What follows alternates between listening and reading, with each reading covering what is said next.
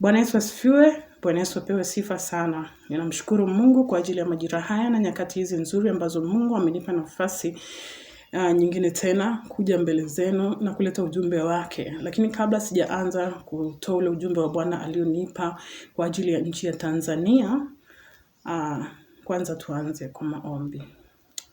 Baba mtakatifu, mtakatifu Mungu wa majeshi, ninakushukuru, ninasema asante Bwana, asante Mungu aliyeziumba mbingu na nchi. Ninakushukuru kwa ajili ya ujumbe ulionipa siku hii ya leo. Ninakuomba Mungu ukasimame wewe, ukanene neno lako wewe ambalo unalileta juu ya nchi ya Tanzania. Mfalme wa mbingu na nchi, ninaomba tukawe pamoja wakati huu ambapo Bwana ninaenda kulitoa neno lako, mfalme wa amani. Amen. Mungu alinipa ujumbe juu ya nchi ya Tanzania. Niliona katika ulimwengu wa roho nchi ya Tanzania na nikaona mafuriko makubwa sana ambayo yanakuja kutokea katika nchi ya Tanzania. Na Mungu akaniambia nilete ujumbe huu kwa watoto wa Tanzania ili waombe kwa ajili ya nchi yao, kwa ajili ya yale mafuriko ambayo yanakuja katika nchi ya Tanzania.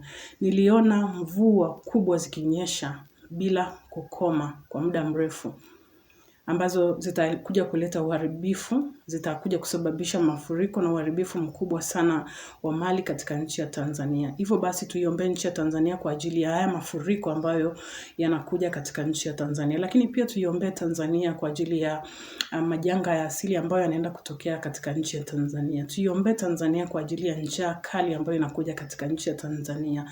Tuiombe Tanzania pia kwa ajili ya matetemeko ya ardhi ambayo yanakuja katika nchi ya Tanzania.